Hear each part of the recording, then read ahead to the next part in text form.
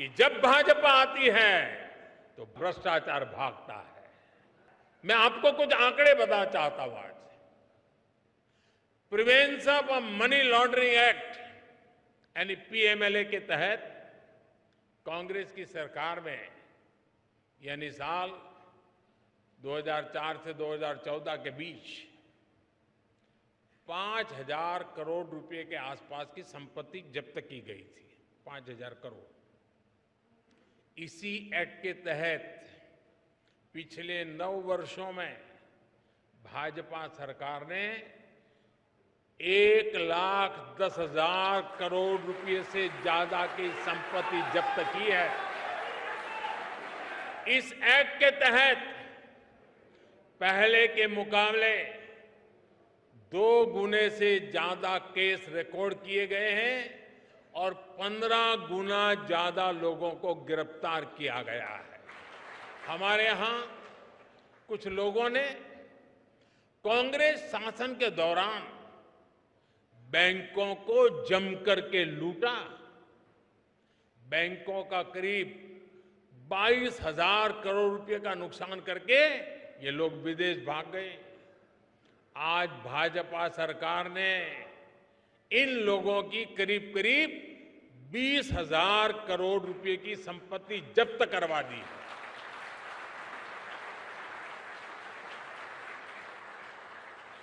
Prevention of corruption act के तहत पिछले 9 वर्षों में सीबीआई ने लगभग 5,000 केस दर्ज किए हैं।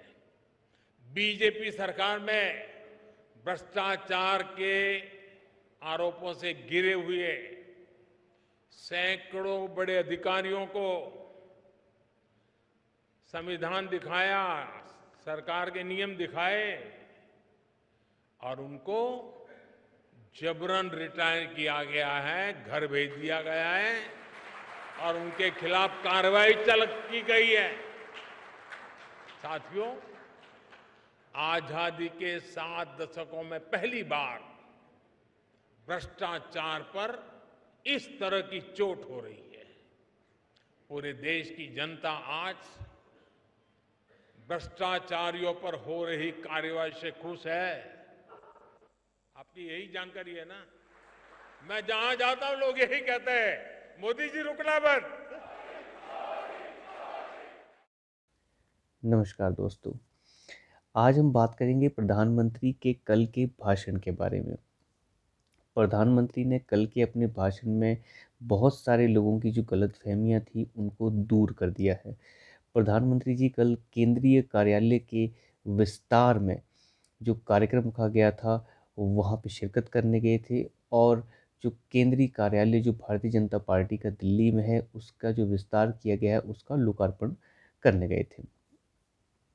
उनका जो भाषण था वो बहुत ही बेहतरीन था। उसमें उन्होंने जिस तरह से अपने शब्दों की गरिमा में रहकर विपक्ष विपक्ष के बाहर के लोग, चाहे वो देश की बाहर की ताकतें हों, चाहे देश के अंदर की ताकतें हों, leftist, pseudo liberals, pseudo seculars जितने भी हैं, उन सभी को जो है उन्हीं की ज़ुबान में जवाब बड़े ही संक्षेप में दे दिया।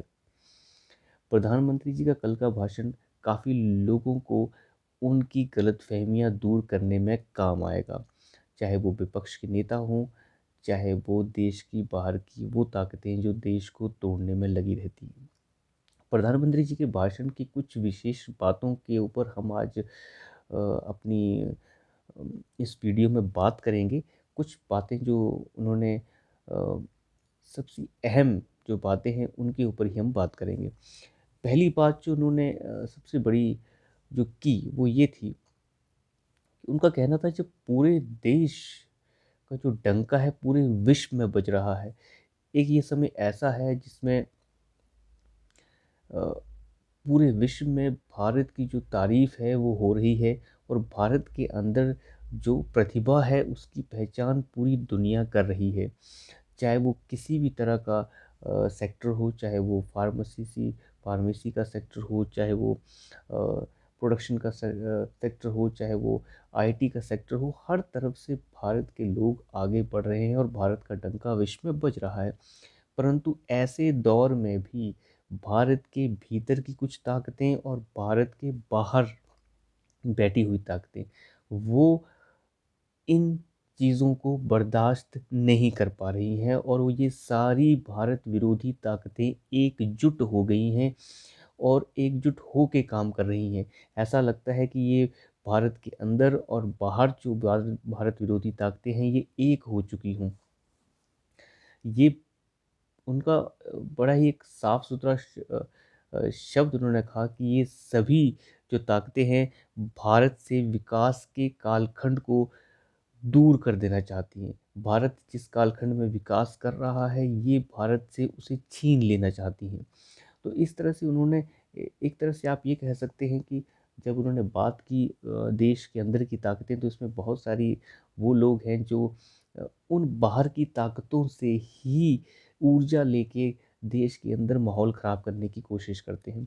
मैं आपको बिल्कुल संक्षिप्त में बता दूं, जो अभी कुछ दिन पहले मामला हुआ था, आप देख सकते हैं हिंडनबर्ग में।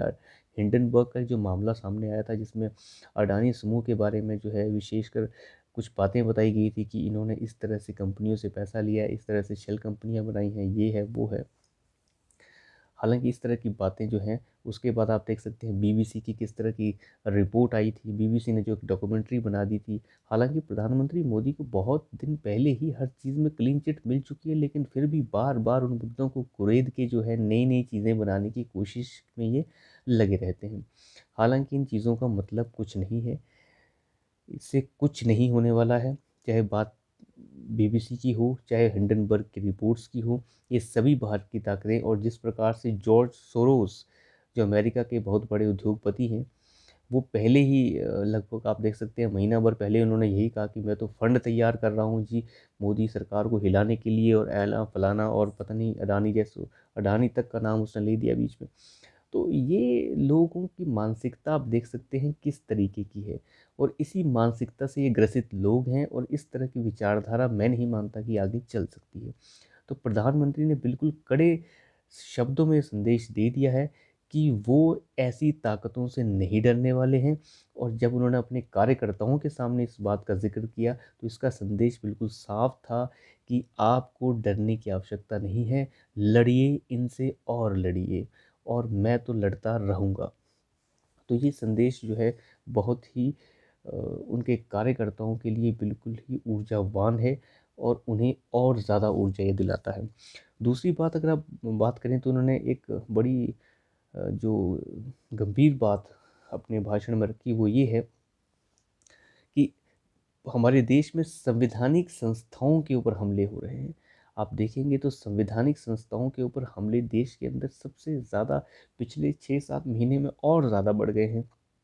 जब से जो है अ, ऐसे लोग, जो लोग अपने आप को जो है राजे रजवाड़े समझते हैं, अगर उन्हें लगता है कि उनके लिए कानूनी प्रक्रिया हमेशा अलग रहनी चाहिए, ऐसे लोग अपने आप को कुछ विशेष अधिकारों से लैस मानते हैं। उन्हें लगता है कि उनके पास कुछ विशेष अधिकार हैं, और वो लोग जो हैं संविधान से भी ऊपर हैं। अब आपको तो पता ही है मैं किसका नाम ले रहा हूँ। अब राहुल गांधी की अभी बात जानते ही हैं। 2 साल की सज़ा उन्हें सूरत के कोर्ट ने अ, मानहानि के केस में सुनाई है, परंतु उन्हें लगता है कि नहीं, ये तो होना ही नहीं चाहिए। कल की वीडियो में भी हमने बात की थी कि नहीं, ये लोग समझते ही नहीं, हमें तो सज़ा हो ही नहीं सकती, हम तो सज़ा के लायक ही नहीं हैं, हम तो बहुत ऊपर हैं, ये हैं, वो हैं।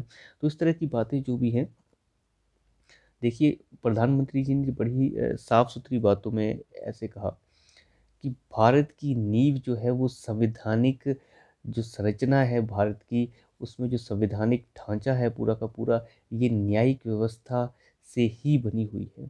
भारत की जो नींव है इन संस्थानों से ही बनी हुई है, और जानबूझ के इन संस्थान जो हैं, जो ऐसे जो संवैधानिक संस्थाएं हैं हमारी, उनके ऊपर जानबूझ के चोट करने की कोशिश की जा रही है, ताकि भारत की नींव को हिलाया जा सके। तो इस तरह की बातें प्रधानमंत्री जी ने कही हैं। तो यहाँ से काफ़ी लोगों को संदेश मिल गया है कि प्रधानमंत्री जी क्या कहना चाह रहे हैं, और उनके शब्दों में जो कड़ाई थी वो देखने लायक थी दोस्तों। अब उन्होंने अपने शब्दों को जिस तरह से रखा, उसमें ज़्यादा घुमाने वाली बातें नहीं थी। उन्होंने कहा न्यायालयों को कटघरे में रखा जा रहा है।